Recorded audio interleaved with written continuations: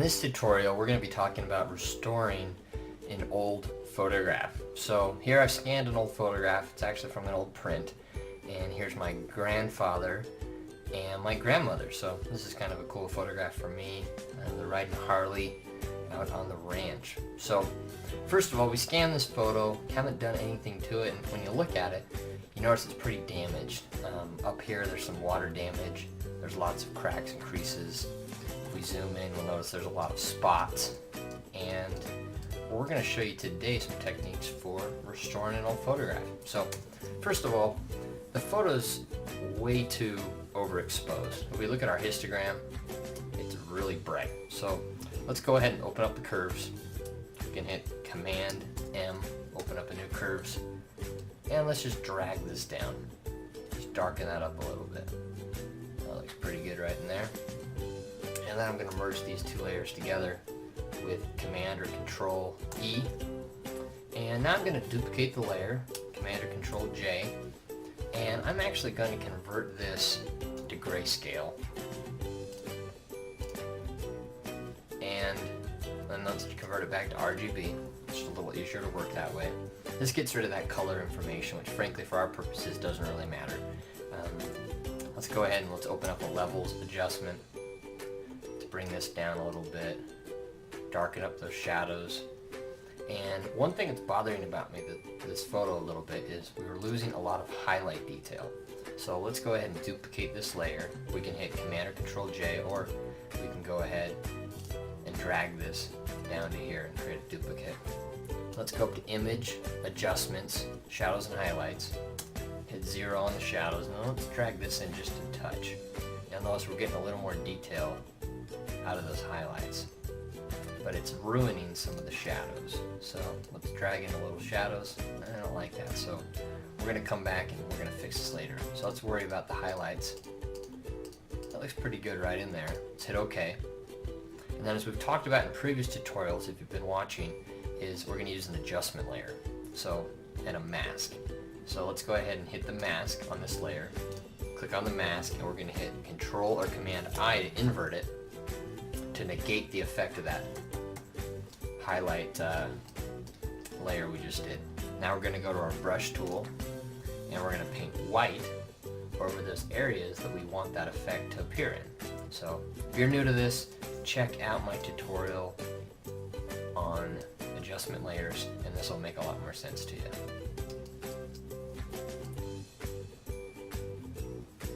Just paint that in real quick.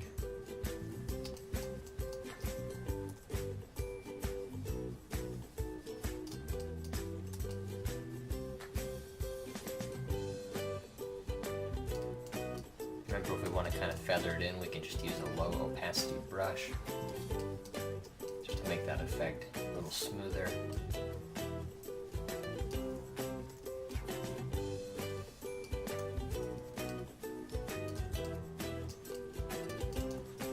Let's take a look.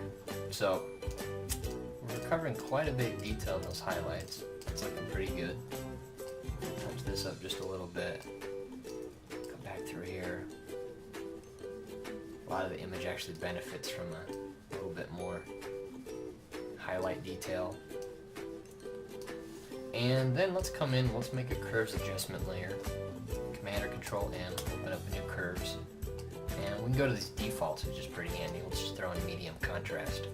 That's looking pretty good. Now if you don't have the defaults, like if you're using CS2 or CS or another version of Photoshop, you can just create a curve that looks like this.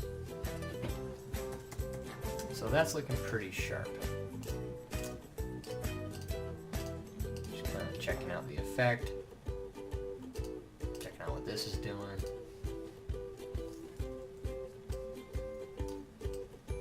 All in all, I think this is about as good as we're going to get right now. So let's work on removing these spots and really fixing this image up. So let's go to Layer, Flatten Image, and let's get rid of all these layers.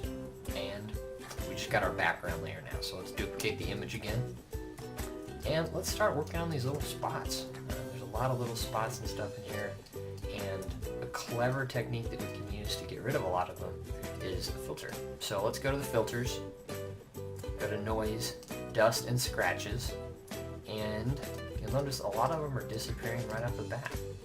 At a radius of 4 pixels, threshold of 25, it's going to get rid of a lot of those little spots. So that's looking pretty good right there. And it even gets rid of a lot of those scratches. You see how it makes those scratches a little less obvious.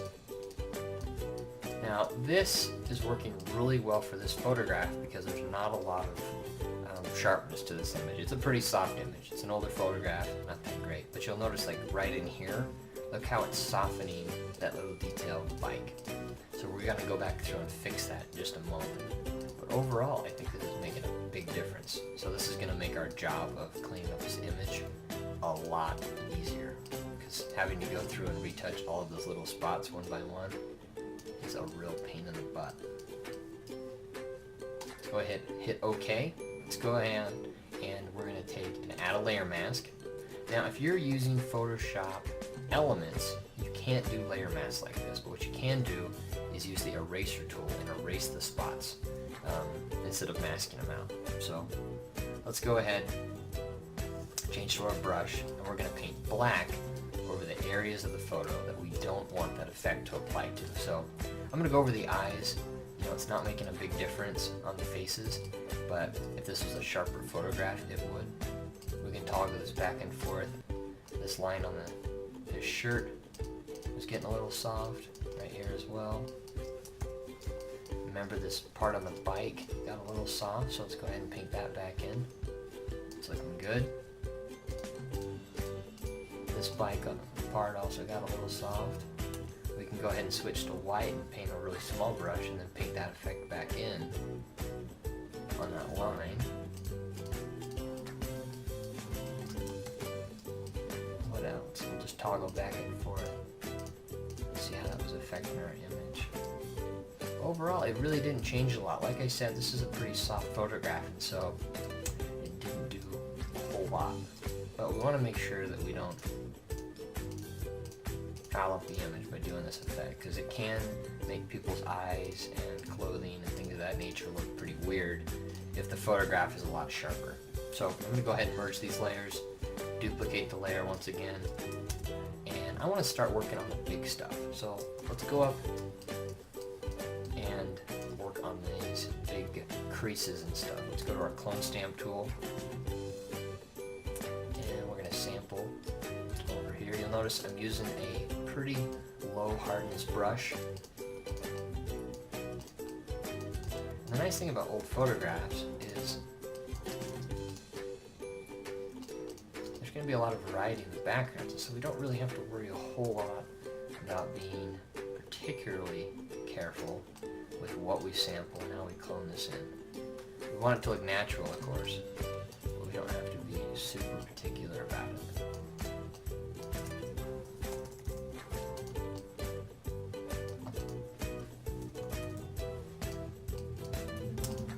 You can use a low opacity just to feather that effect in a little bit. Zoom in.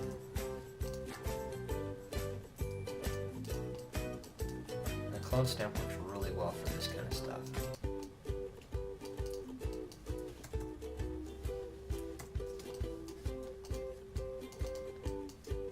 Now another tool that you can use is actually the patch tool. So if you go to the healing brush tool here and go to the patch, like this spot here, if we drag a selection around it and drag it to another location, that's actually going to get rid of a lot of our little lines and stuff too. This is a tool that you may have seen me demonstrate how to use in one of my portrait retouching videos. And it works really well for stuff like this too. So little creases like this, we just select them, drag them to another spot, and Photoshop automatically samples that area and restores it. So that's looking pretty good.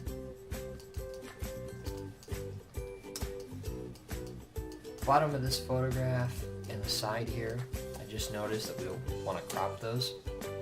So let's go ahead and go to our crop tool now. Drag that crop line in. Right in here too. Enter and confirm. Clean up the edges of the photo a little bit. Let's go ahead and switch to our clone stamp tool.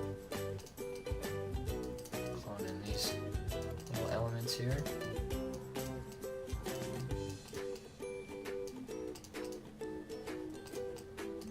Another tool that we can use is, of course, the spot healing brush, which works really well for small elements like these little lines. This is a really fast, convenient tool to use. It's not appropriate for all situations, but between this tool and the other ones I've talked about, these are how we're going to really fix this image up and make it look nice again. More definite lines like this that are long, I'll switch to the clone stamp tool.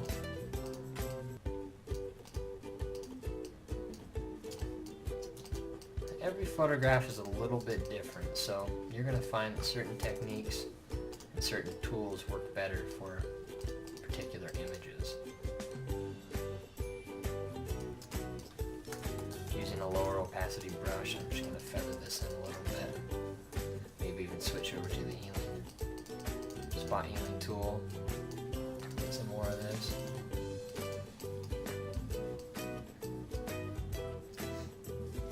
Switch to my clone stamp, get this corner.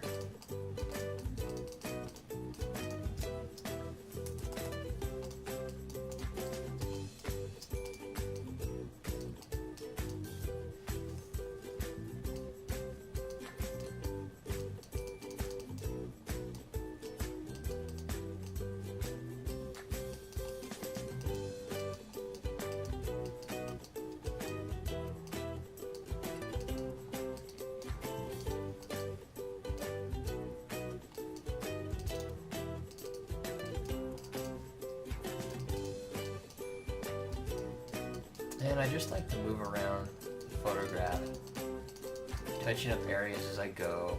You know, some people might prefer to work on one area before they move on to another one, but I just skip around a lot. It keeps me from getting bored with a particular area of the photograph.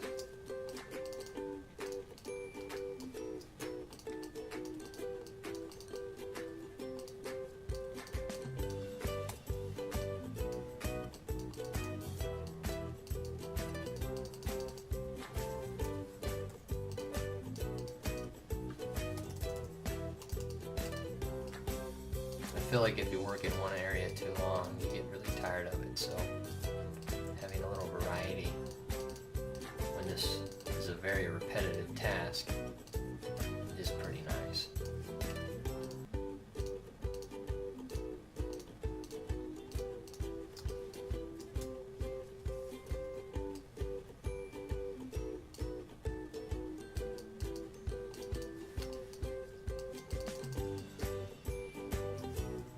Using a smaller brush for fine lines like this works really well with the spot healing tool.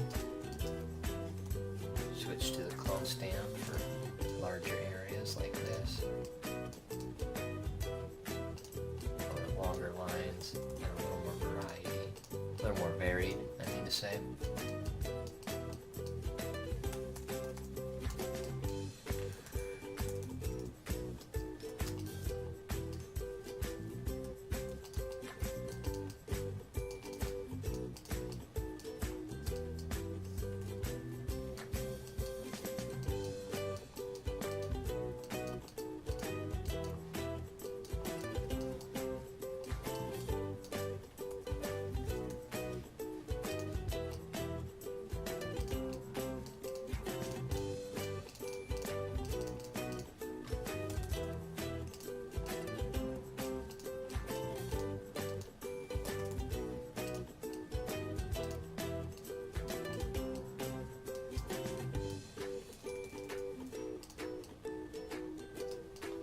As you'll see, it's just a matter of simply working over the image, working on troubled areas. This image is very badly destroyed. This is going to take a lot more effort than another image.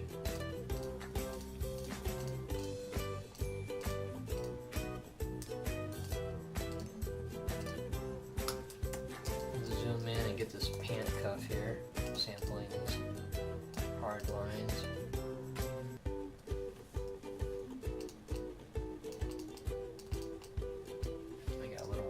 on this.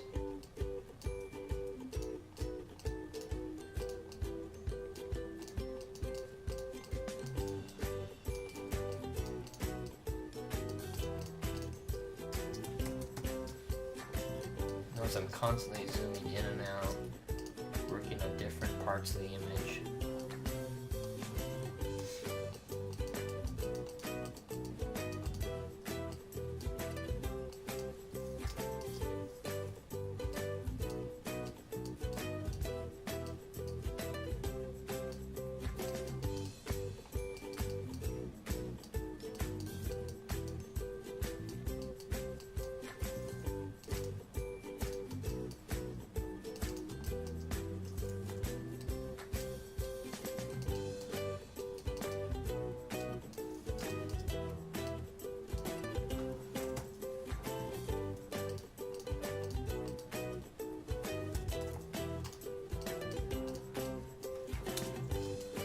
Let's take a look.